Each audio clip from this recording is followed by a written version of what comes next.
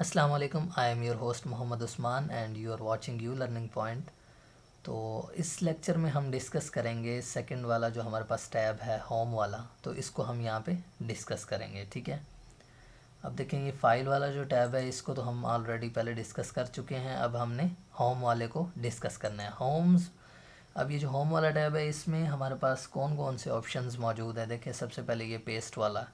ٹھیک ہے، پیسٹ کوئی چیز آپ نے اگر کوئی کاپی کیا ہوا ہے کوئی ڈیٹا، تو اگر آپ نے پیسٹ کرنا ہے تو اس سے آپ پیسٹ کر سکتے ہیں. اس کے علاوہ اس کی جو شارٹ کٹ کی ہے وہ یہاں پہ آپ کو نیچے نظر آ رہی ہوگی. اسی کے نیچے دیکھیں پیسٹ Ctrl+V، تو یہ اس کی شارٹ کٹ کی ہے. اگر Ctrl اور V آپ اکٹھا پریس کرتے ہیں تو آپ کا کوئی بھی ڈیٹا جو ہے وہ کاپی پیسٹ ہو جاتا ہے. مثال کے طور پر دیکھیں یہاں پہ میں نام لکھ دیتا ہوں اپنا عثمان. اب اس کو میں نے کیا کرنا ہے کہ اب یہ میں نے کاپی کیا ہوا ہے. دیکھیں یہاں سے میں نے اس کو یہاں پہ پیسٹ کرنا ہے، تو یہ Ctrl اور V پریس کروں گا تو یہ یہاں پہ پیسٹ ہو جائے گا. دیکھیں آپ لوگوں کو سامنے یہ شو ہو رہا ہوگا، یہ پیسٹ ہو چکا ہے. دیکھیں نیکسٹ یہاں پہ جو بٹن ہے ہمارے پاس، یہ جو ہے یہ کٹ کرنے کے لیے ہے. کوئی بھی چیز، کوئی ڈیٹا، کوئی ہم اگر کٹ کرنا چاہتے ہیں تو اس کو ہم پریس کریں. یا پھر ہمارے پاس شارٹ کٹ کی جو ہوتی ہے Ctrl+X، تو وہ ایک جگہ سے ڈیٹا کو کٹ کر کے دوسری جگہ اس کو ہم پیسٹ کر سکتے ہیں. دیکھیں اب یہ جو ہمارے پاس یہاں پہ یہ عثمان لکھا ہوا ہے، اس کو میں کٹ کروں گا یہاں پہ Ctrl اور X سے، اور یہاں پہ اس کو Ctrl اور V سے میں اس کو پیسٹ کر دوں گا. یہ یہاں پہ پیسٹ، دیکھیں جہاں پہ پہلے تھا یہ وہاں سے کٹ ہو کے نیو جگہ پہ جہاں میں نے اسے پیسٹ کیا وہاں پہ یہ پیسٹ ہو گیا.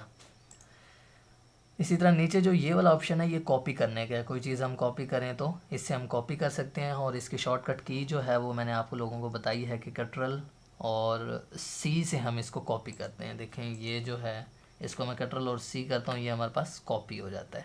تو یہاں پہ اس کو ہم یہاں پہ Ctrl اور V کو پریس کریں گے تو یہاں پہ یہ پیسٹ ہو جائے گا.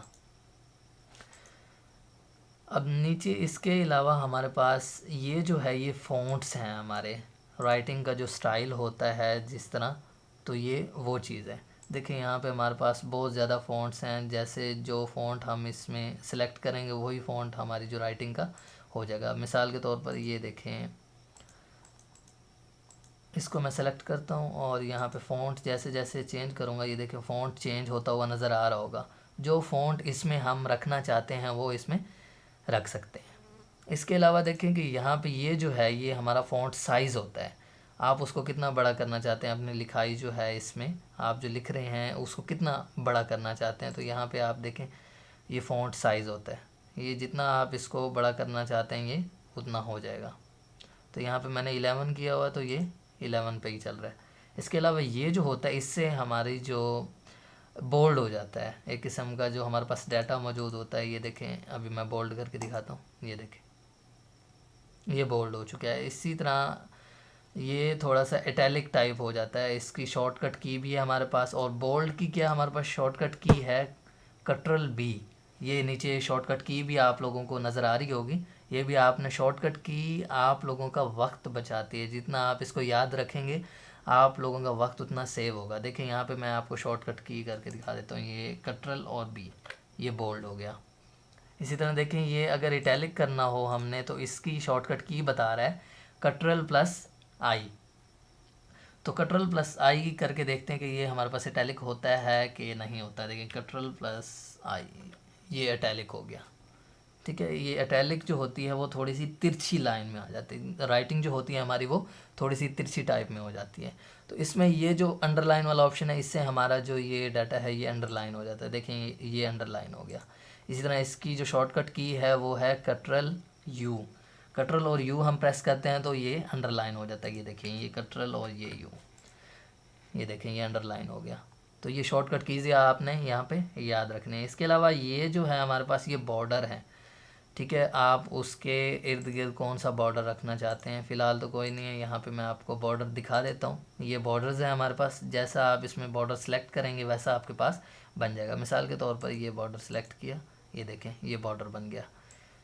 یہ دیکھیں یہاں پہ یہ بارڈر بنا دیا ہم نے. اسی طرح اگر ہم اس کو سلیکٹ کرتے ہیں، کوئی اور بارڈر سلیکٹ کر کے دکھاتا ہوں یہاں پہ میں آپ کو. یہ دیکھیں یہ ٹیبل ٹائپ بن گیا. تو جو بارڈر آپ یہاں پہ سلیکٹ کریں گے وہ یہاں پہ آپ لوگوں کے ساتھ یہ سلیکٹ ہو جائے گا۔ اس کے علاوہ اگر ہم کسی چیز کو کلر کرنا چاہتے ہیں تو کوئی سیل یا کوئی چیز یہاں پہ دیکھیں، اس جو سیل ہے اس کی جہاں پہ آپ نے اس کو کلر کرنا ہے وہ کلک کریں گے، اس کے بعد یہ دیکھیں یہ اس میں کلر ہو جائے گا۔ یہاں سے آپ کلر سلیکٹ کر سکتے ہیں جو بھی آپ اس میں کلر کرنا چاہیں۔ اور یہ جو ہوتا ہے یہ فونٹ کلر ہوتا ہے، یہ آپ کے پاس رائٹنگ کا جو کلر ہوتا ہے وہ آپ یہاں سے چینج کر سکتے ہیں۔ مثال کے طور پر یہ دیکھیں یہ ہمارے پاس ہے، اس کا میں آپ لوگوں کو کر کے دکھاتا ہوں۔ یہ ریڈ ہے، پہلے سے سلیکٹ ہے تو یہ ریڈ ہو جائے گا۔ باقی بھی ان شاء اللہ تعالیٰ ہم نیکسٹ ویڈیو میں اس کو ڈسکس کریں گے۔ باقی جو ہمارے پاس یہاں پہ آپشنز بچ گئے ہیں ان شاء اللہ تعالیٰ میں وہ نیکسٹ ویڈیو میں ڈسکس کروں گا۔ تب تک ہمیں اجازت دیجیے، اللہ حافظ۔